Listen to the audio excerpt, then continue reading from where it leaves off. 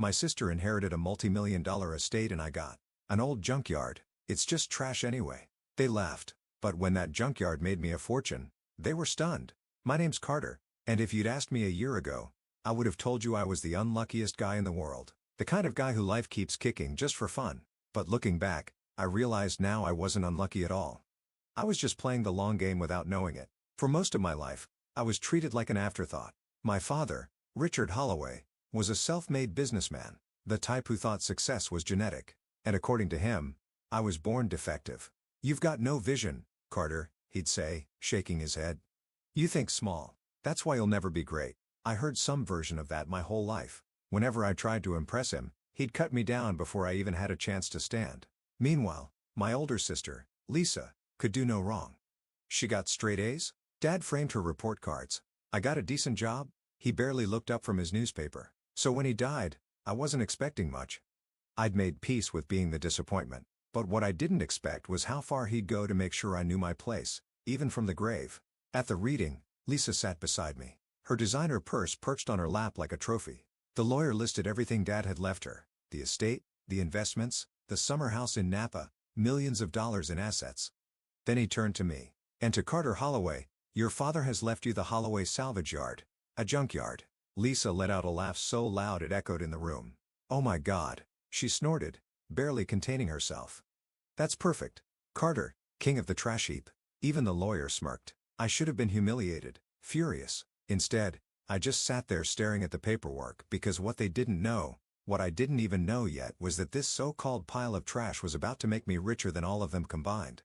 I drove out to the junkyard that same afternoon, not because I was excited. I just wanted to see exactly how badly I'd been screwed over. The place was exactly how I remembered it from childhood. Rusted-out cars stacked like a junk metal graveyard, old appliances tossed in random heaps. A crumbling office shack with a busted sign that still read Holloway Salvage as if it were something worth being proud of. A junkyard. That was my father's final message to me. A giant middle finger from beyond the grave. And the worst part? I wasn't even surprised. Growing up, I knew Lisa was the favorite, but I kept hoping, just maybe, I'd earn a little respect, a nod of approval, something. But no, Dad never wasted his time on lost causes. I could still hear his voice from when I was 17, standing in his study, sweaty-palmed as I told him I wanted to start my own business. A business? He had leaned back in his leather chair, giving me that half-amused, half-pitying look. "Carter, you can barely pass math class. You don't have the mind for money." "I do," I'd insisted. "I just need what?" "A handout," he scoffed.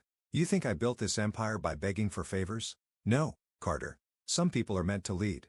Others are meant to work for them." And that was the end of the conversation. Lisa, meanwhile, never had to ask for anything. She got a brand new BMW at 18, fully paid tuition to an Ivy League school, and a $200,000 wedding because, in my father's words, a Holloway doesn't settle for less. And now she had everything, and I had this. I kicked an old hubcap, sending it skidding across the dirt. "Unbelievable," I muttered. A car door creaked open behind me. "Didn't expect to see a Holloway around here," a rough voice called out. I turned to see Rick, the old junkyard manager, stepping out of a trailer. The guy had been running this place since I was a kid, grizzled, permanently covered in grease, and always carrying the smell of cigarette smoke and motor oil. "Yeah, well," I exhaled sharply. "Apparently, I own this dump now." Rick let out a barking laugh. "Well, wow, yes, that means you're my new boss." That hit weird. I had never been anyone's boss before. Honestly, I hadn't even planned on keeping this place. "Yeah," I said. "Guess so." Rick at me for a moment, then jerked his thumb toward the shack. "Come on. If you're stuck with this place, you might as well see what you got." Inside the office, it smelled like dust, motor grease, and bad coffee. Stacks of old invoices and ledgers covered the desk. A flickering fluorescent light buzzed overhead. Rick plopped down in the chair, grabbed a bottle of whiskey from the drawer, and took a swig. "So," he said, wiping his mouth, "you selling?" I hesitated. That was the plan. Dump this place as fast as possible and get something out of it.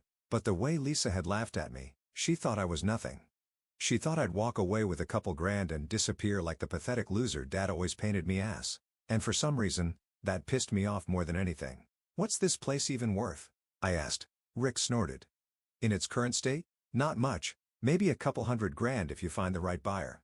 But he rubbed his jaw. "There's a lot of old stock back there. People throw away all kinds of valuable stuff without realizing it." I frowned. "Like what?" He shrugged. "Electronics, car parts, scrap metal. Some guy last year found an old arcade machine buried under a pile of junk and sold it for $10. Another dude bought a busted vending machine office, cracked it open, and found $2 in forgotten quarters. I leaned back, considering selling outright was the easiest option. But something about Lisa waltzing off with millions while I walked away with chump change didn't sit right with me. For once in my life, I wanted to do something not because it was easy, but because it would piss them all off. "I think I'll stick around for a bit," I said. "See what's actually here." Rick grinned. "Now that's interesting." The next few days, I threw myself into the junkyard. I wasn't sure what I was looking for. Just something. Anything that made this whole situation suck less. I spent hours digging through old toolboxes, busted appliances, and dusty crates. I found a rusted Rolex, probably fake. A stack of vintage Playboys from the 80s, and an old typewriter that looked like it belonged in a museum. Nothing life-changing, just junk. And then on day 5, I found it. I was in the back lot, rummaging through an old filing cabinet. Most of it was garbage, expired paperwork, useless receipts. But at the very bottom, something caught my eye. A small silver external hard drive that looked ancient. Early 2000s, maybe. Scuffed and covered in dust, but intact. Curious, I took it inside and plugged it into an old computer. At first, nothing happened. Just a flickering cursor. Then a single folder popped up. BTC_wallet_backup. BTC Bitcoin. My heart started hammering. I clicked it open. Inside was a text file labeled wallet key, a long string of letters and numbers, a private key. My fingers felt numb as I copied the key and pasted it into a blockchain explorer. The screen loaded, and then ow. My breath caught. Balance, 12,000 BTC. I blinked. Stared. Did the math in my head? 12,000 Bitcoin. At today's market value, that was $800 million. I choked on my own breath. My pulse roared in my ears. For a solid minute, I just sat there staring at the number, my brain refusing to process what I was seeing. Lisa had inherited houses, investments, a yacht. I had inherited this junkyard, and this junkyard had just made me richer than all of them combined. I sat there for what felt like an eternity, my brain stuck in a feedback loop of "this can't be real. This has to be a mistake. No way. Is this real? 12,000 Bitcoin. $800 million. The number just sat there on the screen, taunting me. I checked the wallet balance again and again. It didn't change. It didn't disappear. It was real. The air in the tiny office suddenly felt too thin. I pushed back from the desk, my hands shaking as I rubbed my face. My heart was hammering like a drum solo, my breath coming in short, sharp gasps. This wasn't just money. This was life-changing wealth. This was the kind of money that rewrote destinies, that turned nobodies into legends. And I had found it buried under trash. I let out a wild, almost delirious laugh, smacking my hand on the desk. "You smug fool," I muttered, thinking of my father. "Even in death, you tried to humiliate me, and you still lost." I felt like screaming, like running outside and flipping off the sky. Instead, I clenched my fist and forced myself to breathe. Stay calm. Think. This was dangerous money. The kind of wealth that could get you killed if the wrong people knew about it. If I wasn't careful, I could end up as just another sad news story. Man mysteriously disappears after claiming he found millions in Bitcoin. I needed a plan. First things first, Rick. He had seen me pull the hard drive out of that cabinet. He didn't know what it was, but I couldn't risk him getting curious. I shoved the drive into my pocket and stepped out of the office. Rick was outside, leaning against the hood of an old pickup, smoking a cigarette. He looked up as I approached. "Find anything interesting?" he asked, exhaling a cloud of smoke. I forced a shrug. "Just some old electronics. Gonna see if any of it works." Rick grunted. "Good luck with that. Most of the tech around here's been dead for years." I nodded, keeping my face neutral. "Yeah, anyway, I think I'll be wrapping things up soon. Might sell this place after all." Rick gave me a sideways look. "That so? Thought you wanted to see if there was money in this dump." I smirked. "Turns out, there just might be." The call. I didn't sleep that night. Not really. I lay in bed, staring at the ceiling, my mind racing through every possible scenario. I had to get the Bitcoin out of that wallet, but I also had to be smart. Moving that much crypto at once would send up 1,000 red flags. I needed a safe, legal way to cash out without drawing attention. By morning, I had a plan. I reached for my phone and dialed the one person I knew could help. "If it isn't the family disappointment," a familiar voice answered. "Max, my old college roommate." The one person who had always believed in crypto, even when the rest of us laughed at him. He had started mining Bitcoin back in 2012, and now he was one of those retired at 30 guys who spend his days drinking expensive whiskey and flipping NFTs. "Max," I said, keeping my voice steady, I need your help. There was a pause. You sound weird. What's up? I hesitated, then said the words that still felt unreal. I found an old Bitcoin wallet. Max snorted. What? With, like, $10 in it? I exhaled slowly. 12,000 BTC. Silence. Then leave me alone. I'm serious. Another pause. Then in a much more serious tone, Carter, if you're screwing with me, I'm not. I heard the sharp intake of breath on the other end. Jesus Christ. Yeah. Max went silent again, probably doing the same mental math I had. Then where on earth did you find 12,000 Bitcoin? In a junkyard. A short, stunned laugh. Of course, you did. Okay, listen to me. Do not touch that wallet until we have a plan. If you move that much BTC at once, every exchange and regulatory agency on the planet is going to be all over you. Yeah, I figured. Okay. First step, you're going to send me the public key, not the private key, just the public one. I need to verify that this thing is legit and hasn't been compromised. I nodded. Got it. Max exhaled. Carter, if this is real, you just became one of the richest people on the entire planet. I grinned. Yeah, not bad for a guy who got left the junkyard, Lisa finds out. 2 days later, as I was finalizing my plan with Max, my phone rang. Lisa, I almost let it go to voicemail, but then I remembered her smug little laugh at the reading. I picked up Carter, she said, her voice sugary sweet. How's my favorite junkyard king? I smirked. Oh, just rolling around in all my trash. She laughed. Listen, I was thinking, I might have been a little harsh at the reading. I was just joking. Right? I raised an eyebrow. Here we go. And she continued, I've actually been looking at some investment opportunities. Maybe I could help you sell that junkyard for a good price. I do have experience in finance after all. I grinned. Oh, that's sweet of you, Lisa. But actually, I think I'll hold on to it. Silence? Really? Yeah? Turns out, it's more valuable than I thought. A sharp inhale. Carter, she said, suddenly serious. Don't be stupid. That place is a dump. Just sell it and take what you can get. Nah, I said. I think I'll sit on it for a while. See what it's really worth? Lisa's tone shifted from fake concern to cold irritation. Carter, don't be ridiculous. I chuckled. Why do you care so much? You got everything you wanted, didn't you? She hesitated. It's just I don't want you to embarrass yourself. You're not exactly known for making smart financial choices. I grinned, leaning back in my chair. Well, Lisa, I said, let's just say, I think my luck's finally turning around. Lisa had no idea. Nobody did, but they were about to. The thing about sudden, ridiculous wealth is that it doesn't change who you are. It just reveals who everyone else really is. And my family? Oh, they show their true colors real fast. The first move. Max and I spent the next week strategizing. Moving that much Bitcoin was like playing chess with snipers aimed at your head.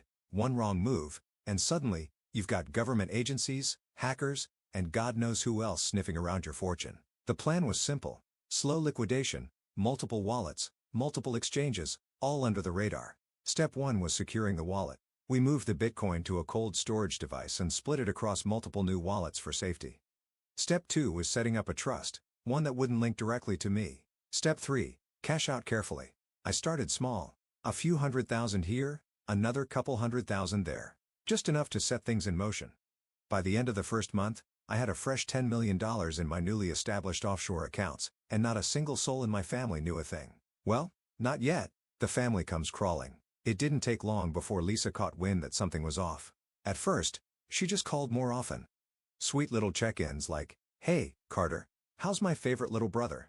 Little brother, as if she hadn't spent her entire life treating me like I was barely worth the dirt on her designer heels. But I played along, acted oblivious.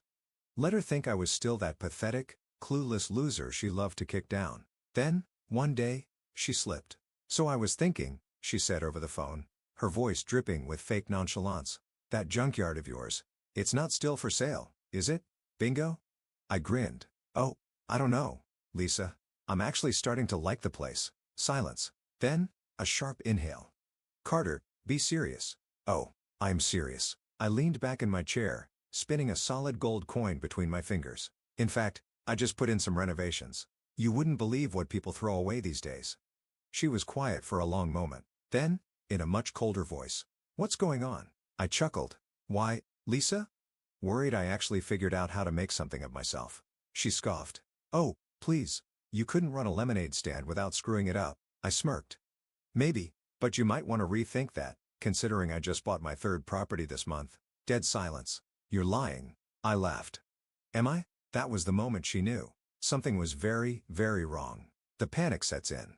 By the time I liquidated my first $50 million, things got hilarious. Lisa showed up at the junkyard in person looking pissed.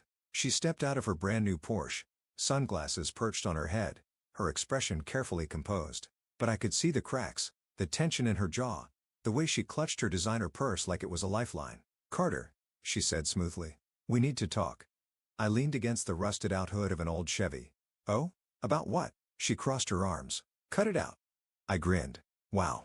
That's quite a way to greet your favorite little brother. Her nostrils flared. You're broke. You're supposed to be broke. I raised an eyebrow. That's funny, because my bank account says otherwise. Lisa stared at me, eyes narrowing. Then, slowly, her lips curled into a smirk, she said, tilting her head. So you did sell the junkyard. I knew you'd cave. I just laughed. Lisa, do you really think some real estate deal made me this kind of money? Her smirk faltered. Then what did? I just smiled. Wouldn't you like to know? That's when her real fear kicked in. Lisa hated when she wasn't in control. And right now, she was spiraling. Carter, she said, her voice sharper now. Dad left you garbage. If you have money then. I shrugged. Guess I found treasure in the trash. She clenched her jaw. Whatever you're doing, you need to be careful. If this is illegal, I burst out laughing. Oh, now you're worried about my well-being? She exhaled sharply, then lowered her voice. Just tell me what's going on. I tilted my head, pretending to think. Then I grinned. Nah. Lisa's face twisted in frustration. You're such a child, she spat. Do you even know how to handle money? You'll burn through it in a year. You're still the same pathetic little failure you've always been. I smiled wider. And yet, I'm the richest person in this family now. That shut her up. The final blow. By the end of the second month, word had spread. I started making moves. Big ones. I bought a penthouse in Manhattan, a private villa in Italy, and a supercar collection that made headlines. Lisa lost it. I started getting texts. Lisa, Carter, call me now. Mom, sweetheart, we need to talk. Your sister is very upset. Dad's old business partner. Heard you made some big investments, kid. Call me. And then the best one. Lisa, Carter, I think we should work together. I have some investment ideas that could really help you. I laughed so hard I nearly fell off my couch. This was it. The moment they realized, I wasn't the disappointment. I wasn't the failure. I was the biggest success story this family had ever seen. And they couldn't stand it. They spent years treating me like nothing. Now, they wanted a piece of my fortune, and I was about to show them exactly how it felt to be left with nothing. I sat in my penthouse, sipping a $2,000 glass of whiskey, watching the city lights shimmer below me. A year ago, my family laughed in my face. Today, they were begging. Lisa had called 6 times that morning. I ignored every single one. Mom had left a voicemail that started with, "Honey, we're family," and ended with, "After everything we did for you." Right. Like treating me like garbage was some kind of favor. Even my father's old business associates had crawled out of the woodwork, suddenly eager to mentor me. It was hilarious. I swirled my drink, watching the amber liquid catch the light. They thought I was a joke. Now, I was the punchline they'd never see coming. The final meeting. A week later, I agreed to one final family dinner. Not because I cared, because I wanted to watch them squirm. We met at a 5-star restaurant, the kind Lisa used to brag about dining in. Except this time, I was the one who booked the private room. I was the one paying the bill, and they all knew it. Mom, Lisa, and a few distant relatives were already seated when I walked in. Lisa's face was tight, her perfectly manicured nails tapping against her wineglass. She had a new look now, desperation disguised as fake concern. Carter, she said, forcing a smile. You look well. I smirked. I know. Lisa's eye twitched. Mom gave me that old sugary sweet manipulative mom voice. Honey, it's been so long. We just want to talk. I leaned back. Talk? About what?